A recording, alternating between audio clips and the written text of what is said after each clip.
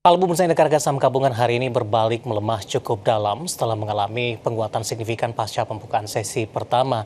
Dan sejauh ini indeks harga saham gabungan melemah ke level 6.800-an.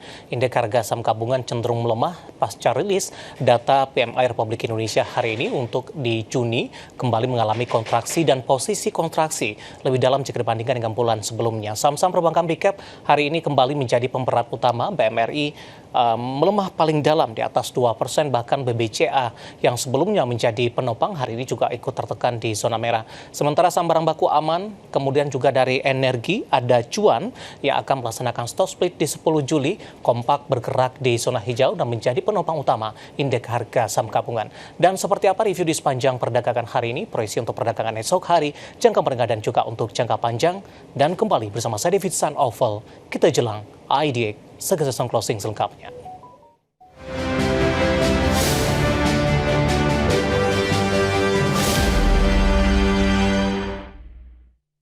Dan seperti biasa pemirsa mengawali perjumpaan saya akan coba sampaikan update pergerakan indeks harga saham gabungan tepatnya di 30 menit jelang penutupan perdagangan di sesi kedua hari ini. Di mana indeks harga saham gabungan masih bergerak di zona merah, bahkan tekanan semakin dalam pemirsa. Posisi saat ini melemah di 0,51% dan di 0,48% di level 6.800-an, tepatnya di 6.894,391. Sebenarnya di sesi pertama di pagi tadi, indeks harga saham gabungan sempat memberikan harapan dengan dibuka di zona hijau menguat di 6.954,386. Bahkan beberapa menit pasca pembukaan, indeks harga saham gabungan melesat menyentuh ke level intraday tertinggi di sepanjang perdagangan hari ini, tepatnya di 6.971,239. Namun sayang posisi ini tidak mampu dipertahankan. Indeks harga saham gabungan penguatan lebih ke arah terbatas. Bahkan pukul 10:30 siang tadi, indeks harga saham gabungan sudah berbalik ke zona merah. Bahkan di perdagangan sesi kedua hari ini, tekanan semakin dalam dengan menyentuh ke level intraday terendahnya di 6.886,051. Saham-saham yang menjadi pemberat masih dari saham-saham perbankan big cap. Kali ini pemberat terbesar datang dari BMRI, sudah melemah di atas 3% pemirsa di posisi 4.740. BBRI juga melemah di 1,60% di 3.690. Sementara BBCA usai menyentuh level tertinggi menguat di 8.775. Di sesi kedua berbalik melemah di 0,58% di 8.625. Sementara posisi saham BBNI juga melemah tajam di 2,67% di Rp4.010 per sahamnya. Kemudian pemberat datang juga dari beberapa saham barang baku yang hari ini lebih cenderung bergerak mix. MBBA melemah di 3,91%. Kemudian juga ada beberapa saham lainnya. Ada Astra Internasional melemah di 1,33% di 4.440. Kemudian Adaro tertekan di 0,27%. INKP melemah di 3,91%. Sementara Raja usai naik signifikan dalam beberapa hari terakhir, hari ini mengalami koreksi yang cukup dalam. Sementara saham-saham yang hari ini masih bertahan di zona hijau dari barang baku, meskipun cenderung bergerak mix, beberapa sahamnya aman, naik signifikan, hampir ke 3%, BRMS juga menguat di 3%, Antam menguat di 0,66% di 3.060. Sementara dari grup Prayogo Pangestu ada Cuan, hari ini menguat di 1,39%, sudah bergerak di 12.775, hari ini sempat ke 12.875, bergerak fluktuasi. Namun jelang penutupan atau di penutupan sesi pertama siang tadi, saham Cuan sudah mengalami kenaikan signifikan di tengah akan melakukan stock split di 10 Juli. Barang baku lainnya MDKA juga menguat di 0,50% ataupun di 1% di 2020. Brand hari ini di 0,43% penguatan di Rp5.900 per saham. PSAB juga menguat di 3%. Medco hari ini juga menguat di 1,20% di Rp1.260 per sahamnya. Updatean pergerakan indeks harga saham gabungan di 30 menit jelang penutupan perdagangan di sesi kedua hari ini, dan semoga bisa menjadi salah satu referensi untuk Anda.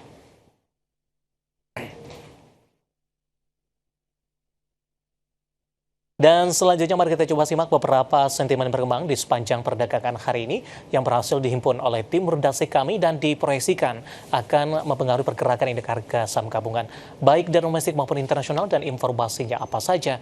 Mari kita simak rangkuman berikut ini.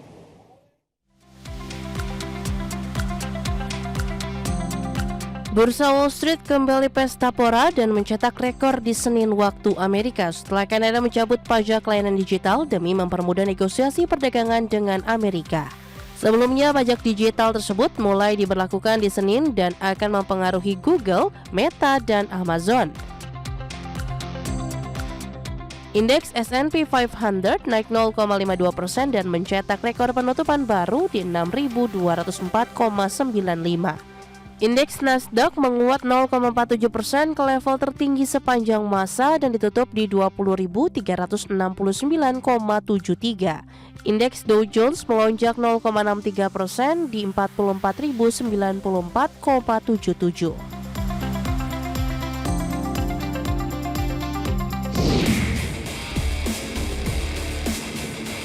Sementara itu, Amerika Serikat kehabisan waktu untuk menuntaskan ratusan kesepakatan dagang yang telah lama dijanjikan Presiden Donald Trump menjelang berakhirnya jeda 90 hari atas tarif impor atau tarif timbal balik. Melansir CNN Internasional, sampai saat ini baru ada 2 kerangka kerja perdagangan yang berhasil diteken, yaitu dengan Inggris dan China. Sementara itu, puluhan negosiasi lainnya belum terselesaikan sebelum tenggat 9 Juli 2025.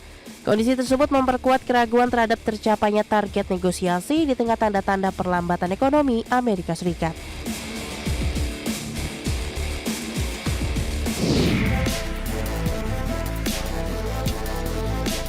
Dari dalam negeri, sektor manufaktur Indonesia masih lesu dengan mengalami kontraksi dalam 3 bulan beruntun. S&P Global melaporkan aktivitas manufaktur Indonesia yang diukur dengan Purchasing Manager Index atau PMI, Indonesia masih kontraksi di 46,9 di Juni, turun dibandingkan Mei yang tercatat di 47,4. Sejak April, skor PMI manufaktur Indonesia selalu di bawah 50. Laporan S&P Global, pemesanan baru jatuh dengan laju tercepat sejak Agustus 2021. Penurunan ini lebih didorong oleh penjualan domestik karena di sisi ekspor tidak ada perubahan.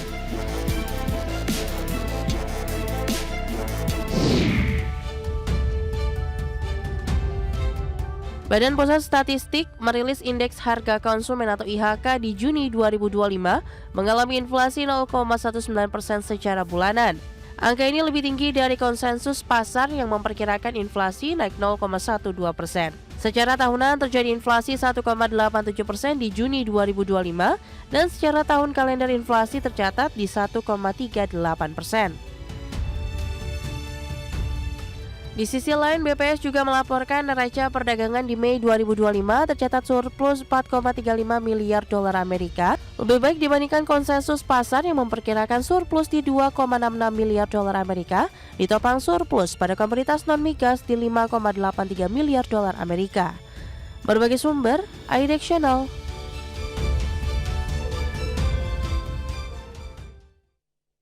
Ke informasi indikator perdagangan lainnya, pemirsa, ibanan nilai tukar rupiah melanjutkan penguatan dan makin perkasa ke level 16.100-an per dolar Amerika di tengah indeks dolar Amerika yang semakin tertekan.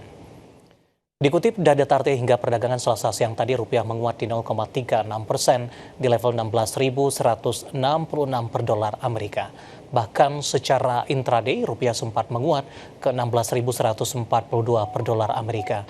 Sebelumnya, nilai tukar rupiah dibuka menguat di 0,37% di level 16.170 per dolar Amerika. Rupiah menguat signifikan di tengah indeks dolar Amerika kembali melemah di 0,10% ke angka 96,77 di perdagangan Selasa pagi tadi. Indeks dolar Amerika Serikat kembali melemah seiring meningkatnya ekspektasi pemangkasan suku bunga The Fed dan meredanya tekanan geopolitik global. Sementara di sisi lain, pelaku pasar masih menantikan perkembangan tarif resiprokal selama 90 hari akan segera berakhir di minggu depan, di mana tenggat pemberlakuan tarif di 9 Juli kemungkinan tidak akan diperpanjang Presiden Donald Trump. Langsung saja kita akan update seperti apa pergerakan nilai tukar rupiah terhadap sejumlah mata uang utama berikut ini. Pergerakan nilai tukar rupiah terhadap dolar Amerika Serikat dapat Anda saksikan grafis di layar televisi Anda pemirsa. Bergerak di level 16.195 rupiah. Update sebelum posisi penutupan, sementara untuk posisi penutupan saya akan coba sampaikan menguat di 0,24% ke level yang lebih kuat di 16.186 rupiah per dolar Amerika Serikat. Terhadap euro di 19.031 rupiah, pound sterling di 22.200 Rp256, kemudian terhadap yen Jepang di level Rp112,69.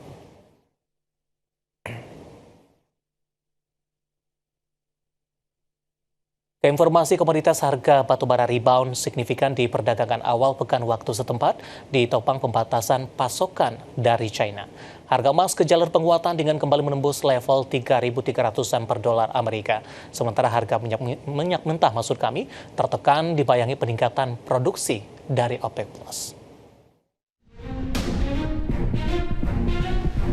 Harga batubara kembali menguat ditopang berkurangnya pasokan di China. Harga batubara kokas domestik di China naik tipis minggu lalu, didorong pembatasan pasokan akibat pengecekan keselamatan dan lingkungan. Hal ini membuat proses penambangan berhenti sementara sehingga pasokan berkurang. Merujuk Refinitiv, di Senin, harga batubara kontrak Agustus ditutup di 111,15 dolar Amerika per ton, menguat 3,88%. Penguatan ini memperpanjang laju positif batubara setelah menanjak 0,8% di Jumat pekan lalu.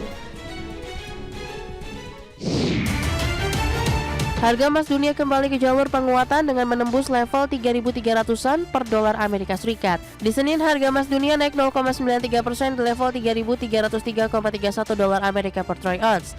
Di perdagangan Selasa pagi, harga emas dunia di pasar spot menguat 0,25% di posisi 3.311,51 dolar Amerika per troy ounce.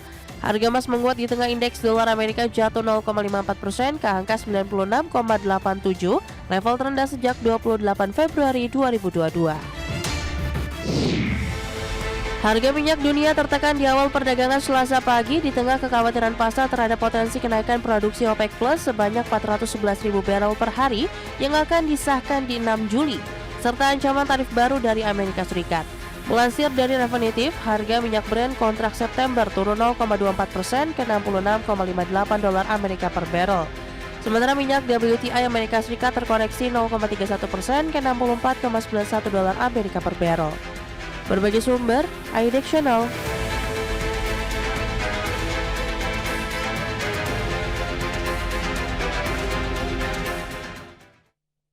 Dan seperti apa update terkini pergerakan harga sejumlah komoditas yang berhasil dihimpun oleh tim redaksi kami sampai dengan sore hari ini waktu Indonesia Barat. Dapat Anda saksikan grafis di layar televisi Anda pemirsa. Minyak WTI menguat di 0,17% di level 65,22 dolar Amerika per barel. Nikel melemah di 0,64% di level 15.019 dolar Amerika per metrik ton. Sementara emas tampaknya masih melanjutkan penguatan di 1,05% di level 3.342 dolar Amerika per troy ounce. CPO melemah di 0,15% di level 3.975 ringgit Malaysia per tonnya.